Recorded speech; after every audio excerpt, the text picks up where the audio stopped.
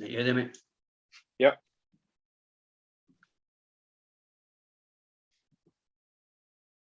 Hello everybody and welcome to the Celtic Unrestricted View podcast. My name is Ryan Clifford. Well, again, it's a lot of transfer news this week with Celtic, and obviously the games are still not happening at the moment due to obviously the COVID restrictions. And with me this week is JP. As I said, the JP Transfer News podcast. There's a lot of rumours the last few days with Celtic. Just mentioned names like Jota, Vickers, Wolf. Again, we don't know about the guy Wolf. It's just rumours circulating through Twitter and stuff. But a lot of rumours kicking about. We don't really know everything, mate. But it's a bit exciting for Celtic fans. Normally, the January window, we're a bit like who we're going to sign, when we're going to sign them, how long is it going to take? Is it going to be loan deals, free transfers? By the news we're seeing recently, again, it's only news on Twitter. We don't know anything to know. We don't know nothing. We're only going by it's rumoured. It's been quite interesting, exciting, mate, to see the last few updates recently off Celtic Twitter. Hi, first of all, good evening, mate. How you doing? Aye, definitely. The Celtic we know and we're used to is kind of, they drag their heels, don't they? Transfer windows. She's always the last couple of days. It's a kind of a mad rush to get your one or two loan deals in that, end up not joining the club and they end up and they go elsewhere. And then currently in the squad just now, you've got the flip of the coin. It looks like, through what we're hearing, that the two boys, Jota and Cameron Carter-Vickers, have pledged their future to Celtic Park. And that's just, again, that's music to all our ears, mate. Definitely. The both of them have made massive impacts in the squad. Jota, obviously, probably the better player in terms of his trickery, his all-round attacking play. Big Vickers has been absolutely solid. I don't think he's had a bad game he's played. Just breaks everything up, does a simple thing, doesn't try anything too difficult. And the two of them, hopefully permanent signings, will be massive assets to the club. And then obviously you look at the Japanese boys that we've just brought in. It was Hugman and 3 players were announced for coming in for Japan, which was absolutely unbelievable. It sent the whole Celtic fans crazy mental in terms of excitement. It'll be interesting to see what happens now. What we don't want to see, I think the Celtic fans need to realise as well, we aren't going to sign somebody new every single day. But you don't want that to be the pinnacle of the transfer window, and then the transfer window just peters out. I don't know what you think yourself on that, right? I think I don't want to do it as much as it sounds daft. I don't want to do it all right away because fans will think that there's going to be more. But I think by all accounts, I think they've got a process that I think we still need to trust. I think we've said it in previous pods that no matter what happens this year, if it's transfers or the league or whatever else, we're in a rebuilding process and we need to trust the process, what the manager wants. And I think the thing as well, obviously starting off with Jota, I think he's the main, apart from Kyogo, he's been the main man this year. I think as much as the rumours are circulating that he's going to sign or he might end the season, it could be January for 6.5 million, 7 million euros, whatever it is, it's been circulating. You don't want to get too excited because these things stuff can always happen with transfers and players and agents and whatever else. So, but if that was a sign to happen permanently, I know I can remember when Edwards signed for Celtic, I said 9 million at the start. I was a bit unsure about £9 million for a boy who's not really played much for us. But then a few months later, I'm like, £9 million is an absolute steal. It was a bargain, an absolute bargain of the century. I know we signed Dembele for cheap. Larson was cheap years ago. Even Ayer was cheap. A lot of cheap guys who have sold for big money, but for the value that he gave us and what we got off him, I thought it was unbelievable business for Celtic. And when Brendan Rodgers says he was one of the best young guys he's ever worked with. That's high praise because he's worked with a lot of young, talented players. And he says he'll, basically, in other words, he'll be really good for us. And then he wasn't half good for us. He was absolutely phenomenal. So if we can get him for 6.5, 7 million, whatever's quoted, the Trump's in no matter what happens, in my opinion. Because even if he does maybe lighter out to the end of the season, you've still got one season worth of the money. Let's be honest, because he's been phenomenal the first part of the season. There's been no doubt he's been, apart from maybe him and Kyogo, without doubt, have been two best players in Scotland this year. So far, even Rogic, you know, if you put him in the equation. But I do agree with you when it comes to that. You don't want to get too, well, every day there's going to be a new signing. Like, we've signed these guys, who are we getting next week, who are we getting tomorrow, who's rumoured tomorrow. You don't want to pick up the paper every day and go, was another player, another player, because he's going to be like, many guys are going to sign. And I can't think there's going to be, if you do get Vickers, you do get Jota permanently, and they're still here, so technically there are no new signings, but the Japanese boys have signed. There's rumours about the guy Wolf on loan again. I'll take that with a pinch of salt until it happens because the guy's quality. There's rumoured about another defender. I don't think we're going to do too much more, but I think the full thing for me is about the transfers and Ange. I think it is just believing what the manager wants and who he's trying to sign. Aye, absolutely. I think you can look at previous January windows, mate, and you can see that there never is wholesale changes in any. But you look up and down the country with a lot of teams, it's with the bigger teams down south, you're lucky if it's one or two. Sometimes it's not even any. They just wait to the summer and do their business. And you tend to find that way quite a lot of clubs. I'm really shocked, I'll be honest with you. I'm really shocked that he's pulled 3 for the Japanese league out, as well as the one he's already got, which means we've now got 4. Without actually looking now, I think that might be some sort of record for the most Japanese players to play in the one team in Europe. I'm sure Dan mentioned, I don't know if, what team is it? Was it St Troyden he mentioned? But they are St Troyden, aye. They're a sort of feeder club, isn't aye, it? so what I meant was like I've an actual club fit outside that kind of feeder type group thing. Yeah. Yeah. So I think that itself speaks volumes. Obviously speaks volumes for the boys he signed, but it also speaks volumes that Ange must have trust in these guys, first and foremost. And to me, it sends out a message to the youth here as well.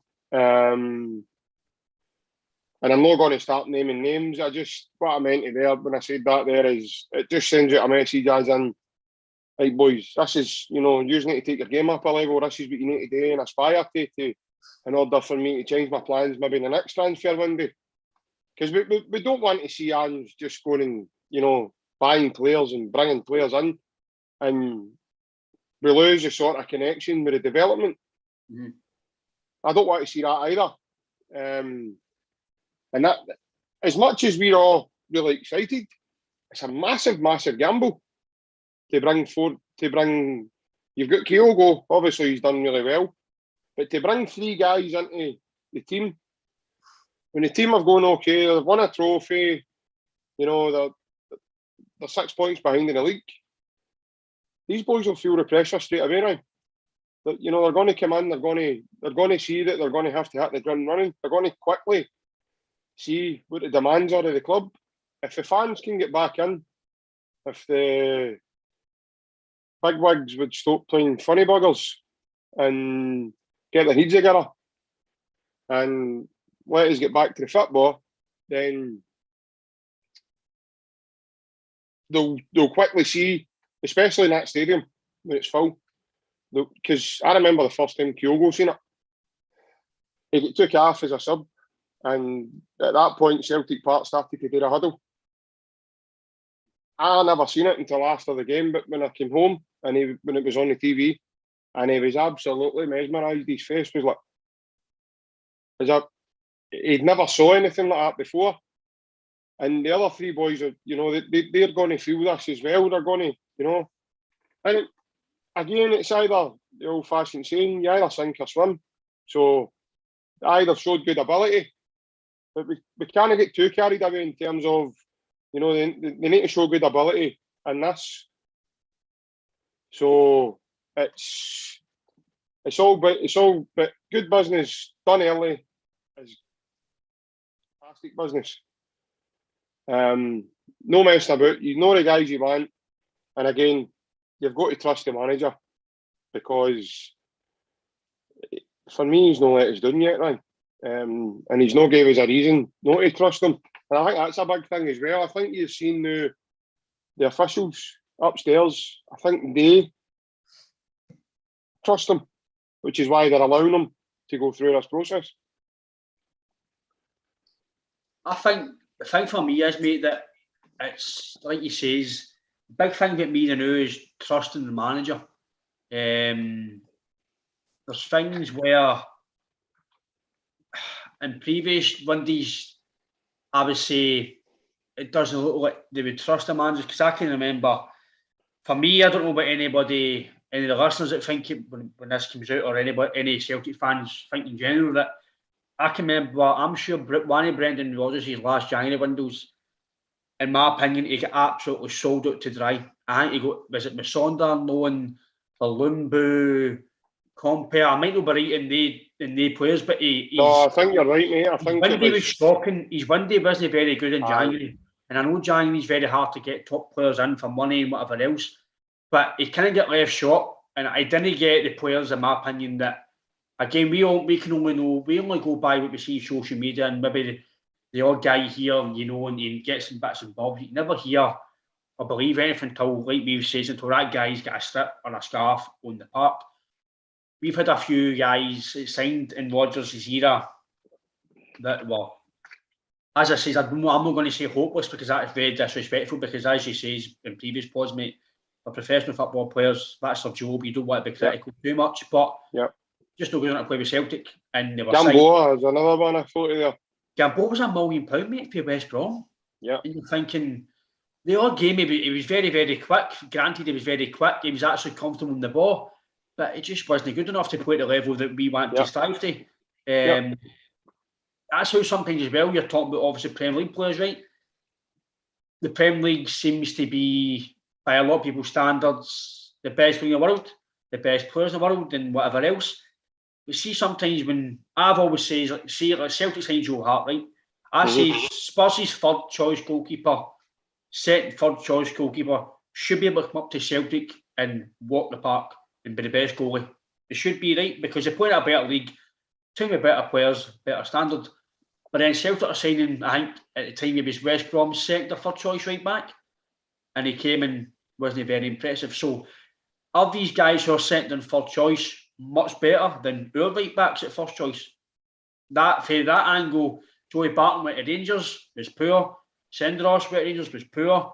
Cruncher. Aye, you know what I mean? Granted, but I think when Masonda came up here, I think he's had a bit of a hard time at Chelsea, and I don't know if he was just back for an injury, but I think you can see the boy's got a lot of talent. I just maybe up here was no right place for him. I think he had a big attitude as well, Ryan. I think there was something. There was definitely something no right there with his body language. And you could see it with the other players. If you remember back to the games that he featured in, you know, a lot of them weren't passing him the ball, and it was evident, you know, I don't know if he thought he was Billy Big Bollocks, and he was coming up here to run the show, and, you know, I'm going to be like Cristiano Ronaldo up there, I'm going to walk that league, and maybe in his head, the game was going to work out differently for him. But when he got up here and they realised when he went to Kilmarnock, he ended up getting beat, and he made his debut. It was, you know, it was near enough impossible that his task was a mountain to climb, mate. Aye, so I don't know if maybe, like you say, some of the signings we've had before in January, the fans it kind of sticks in your throat. But I think when you're seeing guys like McGrummel in the new, in my opinion, people can, at any other division, if they want to pop up in the comments when it's out and whatever, and his feedback on it. But I generally don't believe any team in Scotland's going to sign better centre back than Vickers and a better winger than Jota this window in Scotland anyway. No, definitely not. And these three Japanese boys, Maida Gucci. Well, Gucci should we call him? That's called Gucci. Gucci, aye, what's to be called Gucci, doesn't it? Maida Gucci and is it Haiti? Hati. I think his name's, is it no Hatati or Hatat? I said that to Dan in the pod, mate. I'm sorry if I get any names wrong. I'm no Japanese look. But I think with the sounds here, but I'm just going by Dan and what I've read. Ida Gucci might be a squad player to start off with, and then he might get himself into the team. But supposedly by the guy Maida, might have been an absolute athlete. He's meant to be fit as hell, an absolute dog. He's meant to be basically everything that we want to fit the system. And like we've said, him and Kyogo could be the absolute perfect picture for your team, because like we've spoken about, you've got Jota.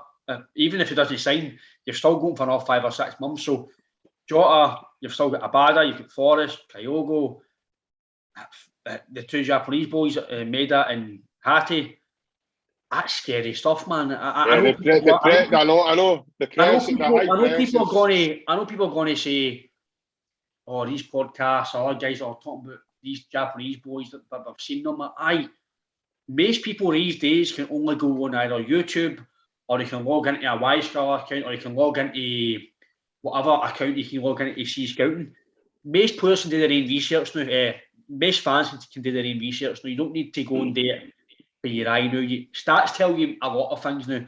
You know yourself, JP, for what I've seen by this guy made his stats the last year.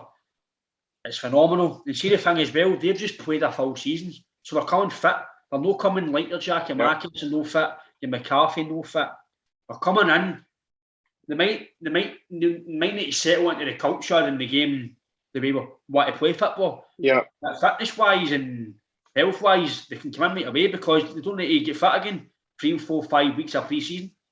No, and that's a good thing as well, Ryan. You've signed ready-made players as well. You're not signing boys that are going to have to develop. And, like Gordon Strachan signing, you'll not see him for 4 or 5 months. He's coming, even Gucci, I would say he's coming into the team at some sort of way or the other. I find it very hard, unless there's something wrong in his early training, his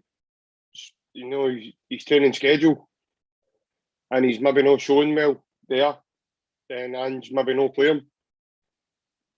But I think this boy will get picked ahead of. This is just my thoughts, by the way. People might go, he's talking rubbish. I think he'll be ahead of McCarthy. I think he'll get, I think what Ange's looking for is rotational. So I think, like Beaton, I don't think Beaton's let him down. So I think Big Beaton will be a nail on for in there. McGregor needs a horn. So, and every now and again he needs worked out the team to be rested, because he's played something like 9,000 games in 5 months, something like that. You know what I mean? He plays for club and country.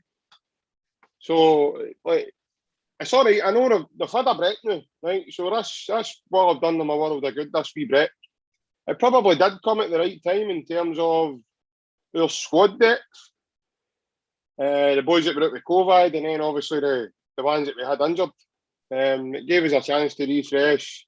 Probably gave us a chance to reassess the squad, see what injuries we've got, how lot of the long term, if they know. Right, we need to make signings, we need to bring somebody in. I do think we'll sign another boy.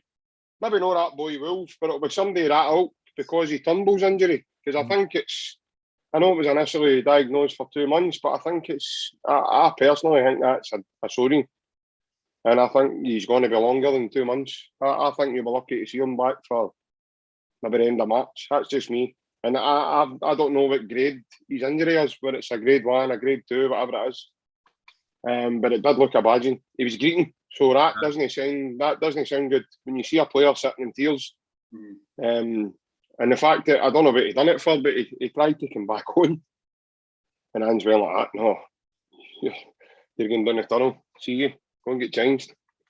I like you said about the guy Wolf, mate. We'll touch on him again. We're only going by speculation for actually, and it's actually reliable journalists that are reporting it. It's not like it's just random guys with 10 followers on Twitter. It's decent journalists with reliable sources. So Supposedly, I think it's Celtic. Is it Rapid Vienna? If I'm right. I think so, but rumours are now Um, gathering pace at a rapid rate, mate, in Austria.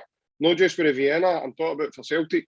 Because I think they're down the line with talks, I think, is what I'm gathering. You'll get people saying, he's no really playing at Gladbach stuff, but the guy's an absolute, mate, the guy's quality. And let's be fair, Gladbach, 9 times out of 10, they're better than Celtic. More money, better players, better league. He should, if he did come, again, you're not getting excited because it's only rumours, but the guy's quality. And who's to say if he did come here on loan, like Jota, and like it and want to sign permanently? Seeing football these days, mate, I'm surprised with nothing in football now, mate. The older I'm getting, the wiser. I hope I'm getting wiser. I definitely believe that anything can happen in football. Football can change in 2 minutes. Guys want to stay, and then next time they want to leave. And I don't believe anything in football now until it happens, or I see it with my own eyes, or I hear it with my own eyes. But the boy Wolf, mate, I've seen him play before. Seen him in the telly, seen him live. The guy's a talented boy. There's no doubt if he came to Celtic, he's not coming to sit on the bench. Not a chance is he coming to sit on this bench. Again, it's hard to move guys out like your Forrest or Jota who are playing maybe week in, week out and playing well. But if he's coming, he's going to play. I'd like to think he's coming to play because he'll be getting decent wages. Celtic might need to play a loan fee. Again, we don't want to talk about speculation, but you've got to obviously look at if it did come. And for me, mate, I actually think to myself the other day, right? If you sign Vickers permanently, you sign Jota permanently, you've signed the Japanese boys, you've got former England #1 goalkeeper. For me now, I've always said, I know Al McGregor's been superb for Rangers. He is, and he was a world-class goalkeeper. He still is a very good goalkeeper. For me, Joe Hart's the best in the country now. I think Joe Hart's been phenomenal. He's only 34, still got 3 or 4 years left at top level. If you say you sign them and you maybe get Wolf on loan, you maybe get another defender, you've got Big Julian coming back. If we don't win the league, mate, then you've got to say to yourself, are we going to get it back next year again? Because these are quality signings, mate. These are not just... I know last year was for the outset, the windy was a very good windy. You get Duffy and Barkas and Elyounoussi. I still believe if you signed these guys this year, it could have been totally different because they're playing at a good level, mate. It's not like you were saying Lax for AC Milan, and it wasn't like he didn't play at all Milan. He was in and out of the team, so he was still at a top club. Barkas was playing week in, week out with Athens. Elyounoussi was doing all right. Southampton now and again. So, but I think, mate, the guy Wolf. And you get John Joe Kenny up for Everton as well. There you go. Talking about guys who are playing second or third fiddle. Yep. He should come up here and stalled it, and he didn't. No, he didn't. But only guy Wolf, mate, if he came, mate, and if you get him, Jota, Abada, Forrest, the Jap, mate, the amount of options you've got considering for what we had in the summer to what you've got in January, mate, that's... If we can't go and really do something in the league, you've got to question yourself, when are we going to do it again? Because they're quality signings. Because for me, is a Premier League bottom 10, pushing, getting into you're maybe 8th or 9th in the Premier League. He's a top centre back, in my opinion, to what we've had in the past. So I'm really excited about the guy Wolf if he did come. Again, you don't get yourself too hyped up because it's only rumours. But if he was to sign, mate, it's a very, very, very good signing. Absolutely. He's absolute quality, as you said, Ryan. I remember when he played against us, when we played Leipzig, they had the boy Hadara in the midfield. Aye. They had him. They had a big boy in Wepo or something his name was. And they had that big Israeli boy, is it Dabua? The striker. He was a striker. Mate, they were excellent that night at Celtic Park. We actually still qualified through the group. Aye. And we get beat. I think we get beat 2-1. I think Charm scored their goal. Aye, because Rosenberg scored, didn't he, last minute, that? Aye, they scored an equaliser, or it was, and Drewy Leipzig. But I can't mind if they drew with Leipzig or that was a 1-0 victory or whatever. They beat Leipzig. But that boy Wolf, as you said, he played that night, mate, and he was absolutely outstanding. He never stopped running. His press is... I've never seen anything like it. I really haven't. His high press on the ball. His running stats must be.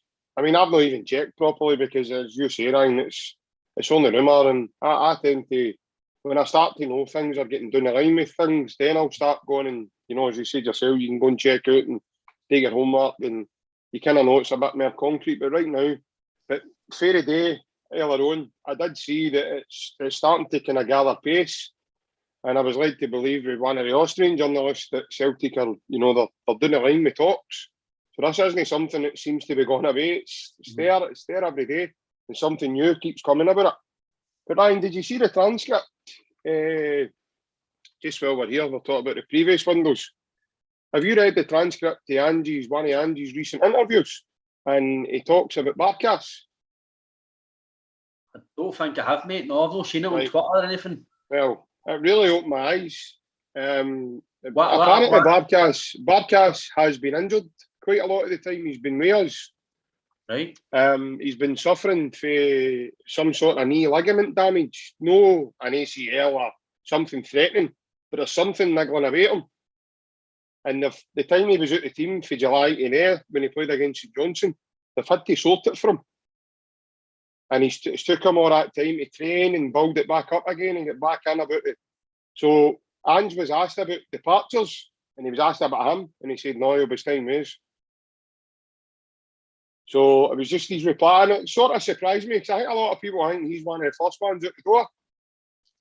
And that was a big surprise, hearing that. It was a transcript. I just read the wee bit of Angie's interview. Aye. And it was what Ange's talking, so it was in like the speech bubbles you get, know what I mean, like what he's saying.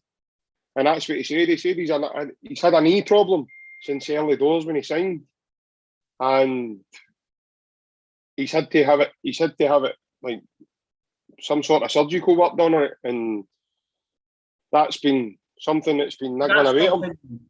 Again, I'd actually like to read that myself, mate. And by the way, I'm not saying.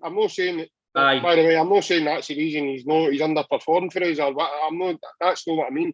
I'm just saying it was quite interesting reading that, because I thought maybe that's hindered them in a wee way. It's interesting because it's never came out in the media.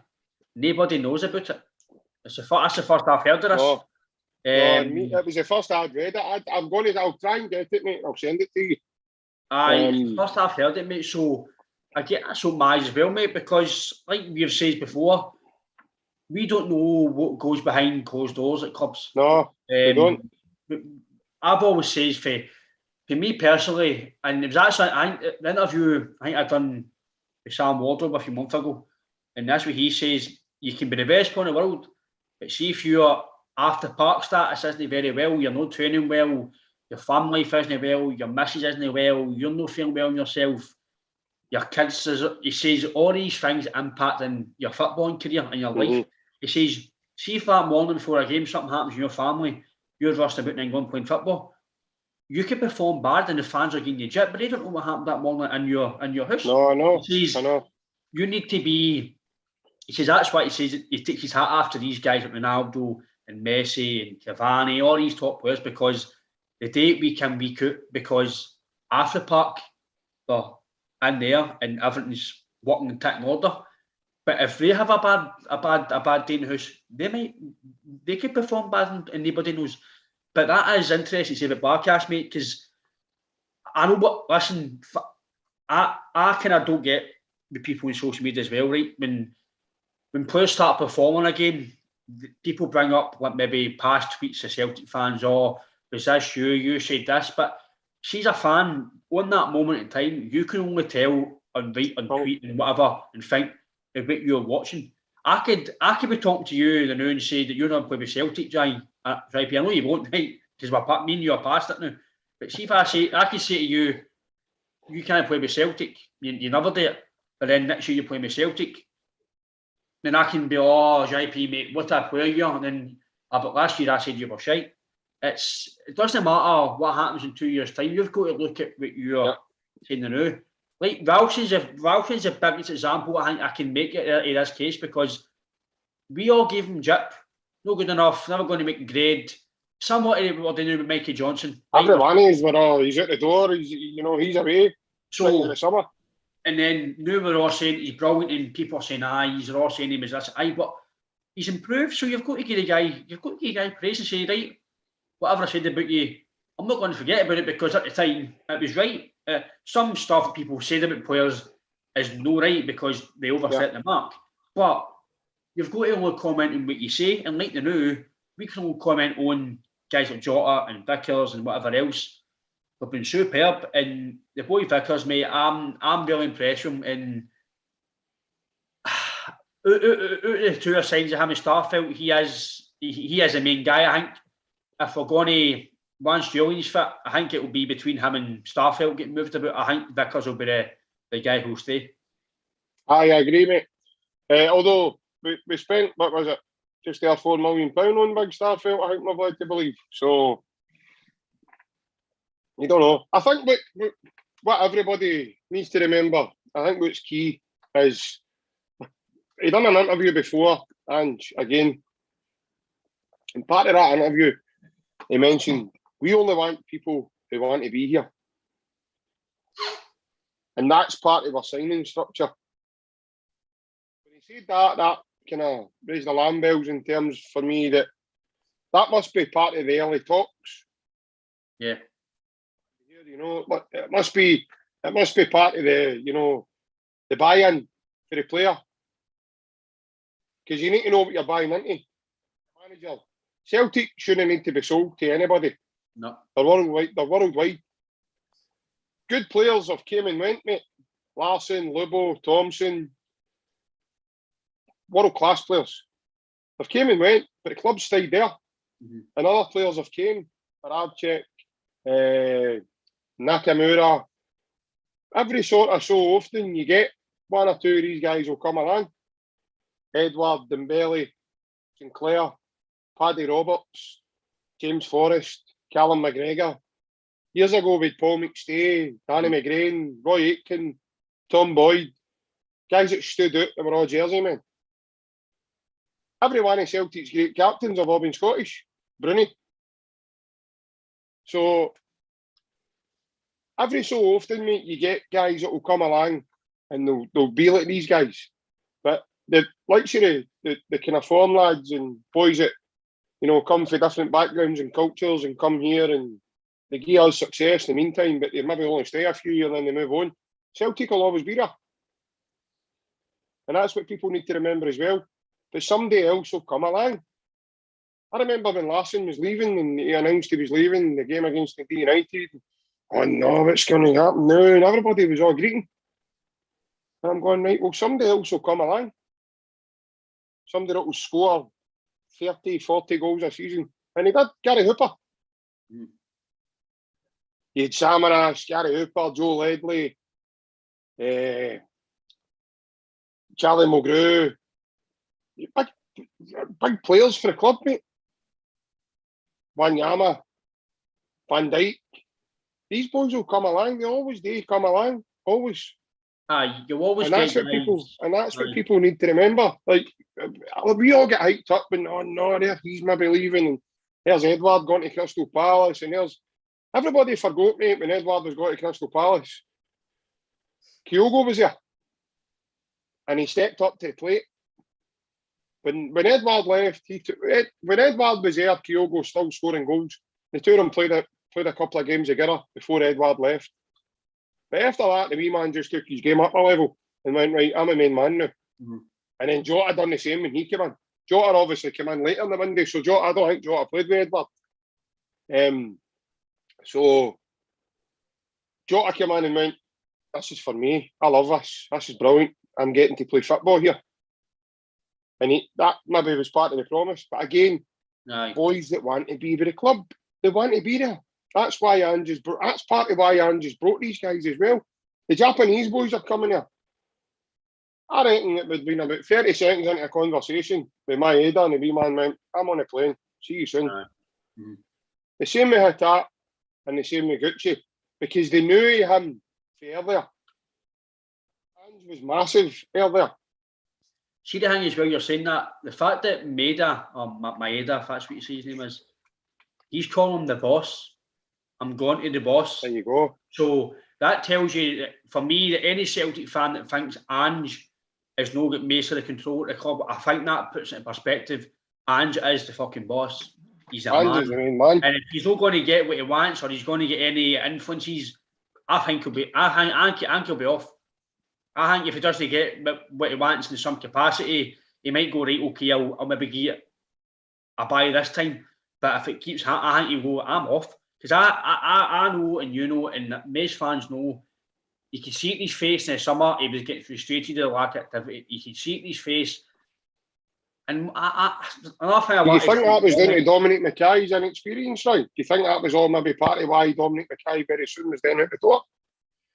This season, I would like, at the end of the season, hopefully we win the league and whatever else, hopefully, somebody comes out and tells us what happened with Mackay, because we've got no clarity whatsoever, because... No, even at AGM, nothing mentioned about him. We say it was today with family reasons or health reasons or some capacity, but yeah, he's back into rugby, so there's too many things still to be lingering about and still not be clarified. Yeah.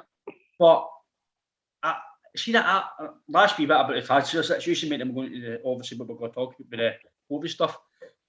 When have you ever seen a Celtic manager sign? He signed, but just say he might sign up to 16 players, mate, within 6 months. 16 players, roughly 17, 16 players, and maybe win a league, mate. That's the turnaround, and that again, that shows you. It probably shows you as well, that maybe how good Kennedy and Stratton and the guys in the back team are, because they've got to deal with that as well. They've got to meet the new players and deal with new players, how they adapt to training, and it's not just about it's about people. We can, as fans, use guys as scapegoat last year, and we can only go by what we see. It was obvious, again, we're only going by what we see on the telly last year because we couldn't go to games. Kennedy and Lennon, by the looks of it, there was something going on, because they were never...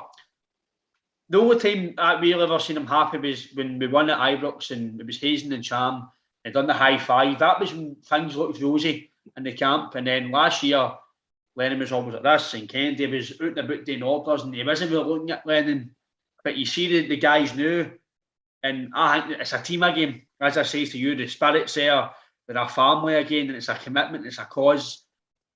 But the fact that he signed maybe up to 16 players, mate, where's that ever happened in the world?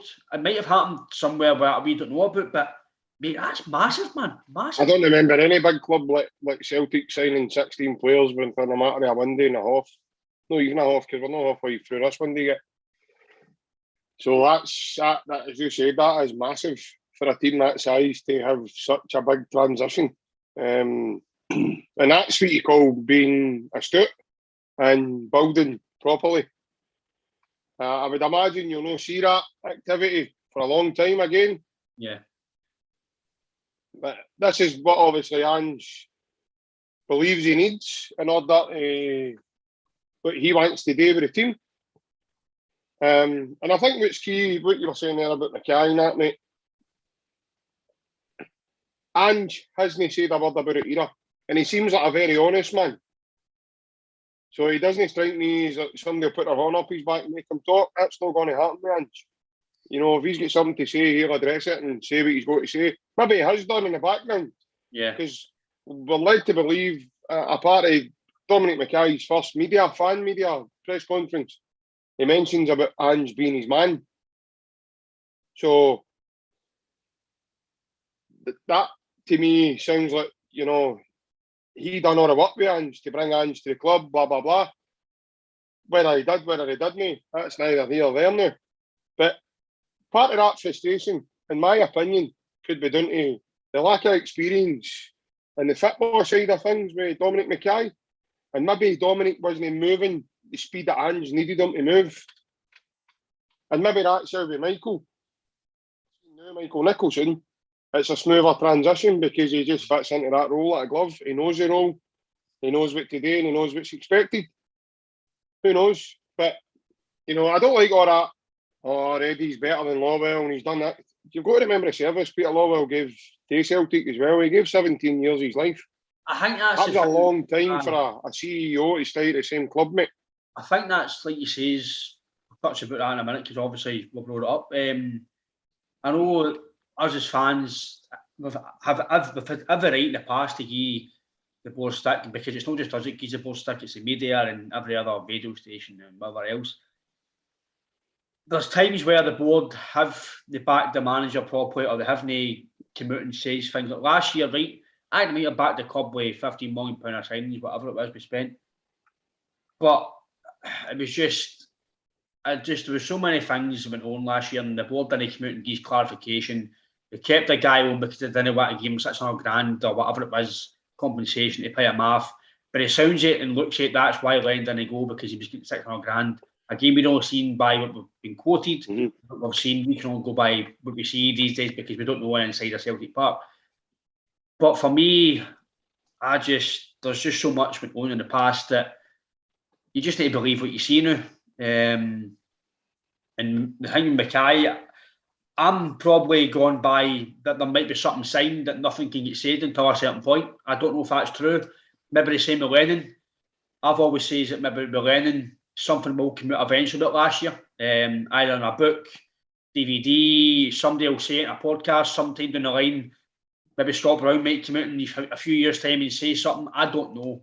But last year... the way to go about that for me, mate, is not to go on every other podcast and media station and start pointing fingers at everybody else and you stand in a glass house in the meantime. I don't like what he's done, the way he's went about and did that. So there is other ways to do it, in my opinion. And it comes across very, very bitter and a bit sure grapish, in my opinion.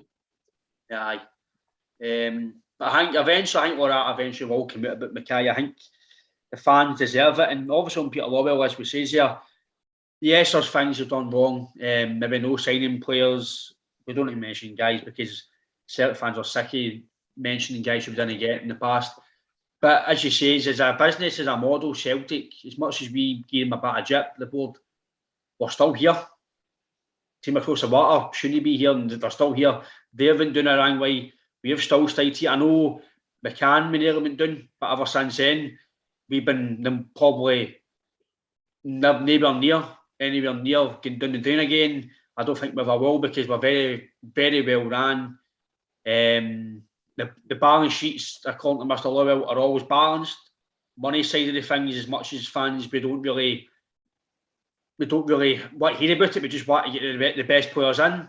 The balance books need balanced every now and again, and we're a business, so we need to sell as much as we don't want to sell our top players. Like Rangers, fans might not want to talk about Nathan Patterson, but Rangers are so Patterson when the iron's hot. He's a talented player. Potentially, Everton are bought him on potential. They've got maybe up to £16 million. I don't agree with the price, but listen, Everton paid the money. Rangers have got the money from, fair enough, and that's what we need to do more often. Like Edouard, we're going for £17 million, whatever it was we sold him for. Brilliant. We've sold him when the iron's hot. Get him away. It's the same as if we signed Jota. See if we get a bid for Jota next year and it's 20 million. You want to keep him, but you need to sell him. You need to get the money, because like Rangers with Morelos, they will get what's supposedly quoted, which we know there was no fucking bid, because they need money for whatever else. So with Peter Lawwell, mate, I agree with, as much as he's done things that we don't agree with, to be a CEO for that long, you've got to give him some praise, because it must be a Bob Boston job, mate. Let's be honest. As much as he's collected his £2.5 million bonuses and we've no won stuff, that's granted. But to be a CEO for that long, it must be a Bob Boston job, mate. You've got to give him some sort of praise in some capacity. Aye, definitely, mate. As I said, he was there a long time. He did do a lot for the club. We believe he's a massive Celtic fan. Last year they got stick for the right reasons. It wasn't unjustified, and they got stick for lack of action when things were needed. In my opinion, after Ferencváros beat us last season, time to strike and say, right, I think Lennon needs to go. Bearing in mind he'd already had a first time with us. Yeah.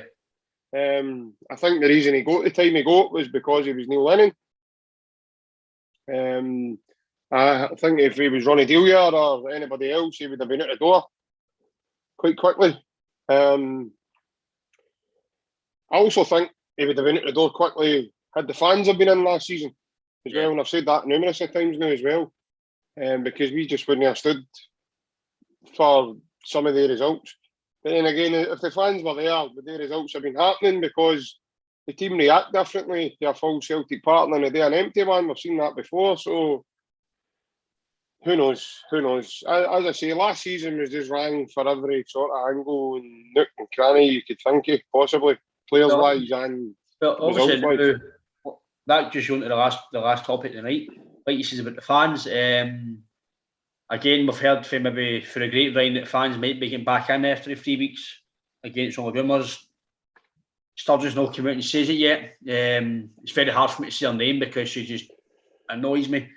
When it comes to the football sense, mate, I think football is, they've got some, no, just, this isn't a Celtic comment, this is just a total football comment in Scotland. I think they've got, I don't know what the government's got against Scottish football. I really don't. And it shouldn't be the government deciding what happens. It should be the SFA. Yep. Yes, the government are the top dogs in Scotland, but they shouldn't be dealing with football. They don't have a clue about football. They're putting, like we've said before, they don't know. Let's be fair, they're arse for a fucking elbow. I don't care if people think I'm saying that. That's just what I believe, mate. They're just putting things out there. 500 fans, whatever. It's ridiculous, and I just hope the fans can get back in, because if we've got full fans, new signings, team taking in again, we're a different Celtic team, we're a different animal, way lesser crowd. I'm still confident you'll do something, because like we seen against St Johnstone, the transition was there. Didn't really notice any different. We all played okay, considering with the injuries, and if it was COVID, we don't know, suspensions, whatever else. But I just think the government, they just need to come out and say, listen, we either get vaccines and we just boom, we let us go home, mate. Football, on you go, or you stop it. I just think there's no reason you either have fans or no fans and stop football for until we get fans in, because I don't want to pay my season book and then having to pay for, let's be fair, people pay for IPTV, you don't he's a goals and you can't watch your football. But it's not just that, like we've spoken about. I don't think people maybe who don't really watch football don't realise, people might say you're wrong, Ryan, but the mental health capacity, mate, it's fucking massive, mate. It's massive. See if I was doing, like, talking about a podcast or talking to people in the pub about football, go out watch a game on Saturday. I don't play football anymore. So what else am I going to do? Just work and just earn money? Aye, brilliant, we all want to earn money, but what else am I going to do? Sit in a pub and get drunk? Or football's a massive thing to people. It's by all accounts, it's the biggest sport in Scotland, apart from rugby. Obviously, that rugby's more kind of money sided for what I think. Football's a working class sport. We pay our money and you work all week to talk about your pals on Saturday, go for a beer. People go with their dad, their family, and people need football. People need football. It's their life, and there's more people who are ingrained in football than us. Like me, football's my life, mate. I live and breathe football. Can't play anymore, but I'm on Twitter all the time. I'm looking at stats, I'm looking at games and players. I know you're like that as well, mate. A lot of other fans are the same. They just need to come out and tell us, because see this waiting about. It's hard for anybody, but I seen that Hibs are actually selling tickets for the Celtic game, so I'm assuming that they must know something. So I just hope the fans get in, and see if fans they get back in 2 or 3 weeks when we start the 17th of January. Then there is 5,000 or 10,000. Just let us in. I know people are going to say there's a pandemic and you need to think of the health reason. I totally understand that. Look, I'm no forgetting about that. But either you let fans in or you don't. But I can walk about Asda. I can go to Silverburn, I can go to Forge, I can go to Fort, I can go to my work, but I can't sit in an open air football stadium. Come on, you've got to have some sort of thinking stage here, right? What's mature and what's the wise thing here? Because of course, it's not wise, mate. It's well, but your veins are getting rammed into classrooms with all sorts of other ways. They've got to wear masks in a classroom. I think that's in secondary, isn't it? Is it secondary? I don't think the primaries have got it. Come on, man. You can't sit with a mask on doing your schoolwork. That's ridiculous. I can understand. See the football games, mate. You can't sit with a mask, mate, and watch football. Football's about singing and venting your frustrations and cheering and singing songs. And I know. I just don't, mate. You know, I'm passionate on this, mate. I think fans are getting cut short. Again, you're paying your money, you're paying 580 quid, whatever it is you're paying for your season book, and you're not able to going to go. I know people are going to say, aye, but he's know it might happen again, and he's might know. But things change every day in any sport. So, I don't know, mate. I just think that they need to sort out what's happening, because it's not fair on the fans. It's not fair on the players either, because the players might be able to go a few days holiday and get a break, but they want to play football as well. Me want to watch football, so obviously, aye, that's their profession, so that's their job. No, but here's a headline I'm reading now, mate. Scottish Premiership clubs considering moving games to England if Nicola Sturgeon doesn't lift the COVID fan restrictions. Premiership clubs could explore playing games outside Scotland should crowd restrictions continue long term. So that means that then fans are going to travel down south. I don't know about that. We don't need to look at that, mate. Like, to be fair, because the Scottish Rugby Union chiefs are looking to move the Six Nations clash for England in February to Newcastle. Right. If the Scottish Government's 500 fan limit remains at Murrayfield. See, if that, again, we'll just need to wait on that, but obviously on the situation with fans, mate. So I don't know if the clubs would need to get together there and find out, like, the season book holders who would be going to a home match. And then the clubs would need to, surely the clubs would need to try and help somewhere along the lines of, like, try to get people, if they were even moving to Newcastle or Manchester, or even try to keep it as northern as possible. But surely the clubs would have to come up with something, because they couldn't ask fans to fork out again. Obviously, we would be the ones that we would be the ones that were short-changed yet again. Obviously, on the fan situation, what is your thoughts on it? And then, for me, mate, I just either we need to watch the football or we don't. It's as simple as that. Well, that's it. I think it's embarrassing in terms of, you know, they're hitting out with these numbers. 500 has just been plucked out of thin air, and there's no data behind this. There's no science. There's no numbers. There's no data analytics. There's nothing. But what I think is alarming, football's now, we're now into about the second week of football, the top flight of football not being played at Scotland, and she's saying cases are still rising. But yet, Celtic Hib was a super spreader. Yeah, Celtic Hibs was a super spreader. No the game at Ibrox, no the game at Tynecastle, no the junior, no the. As I say, mate, they need to get their heads out their backside, and that's what, to me, that's what they're walking about like.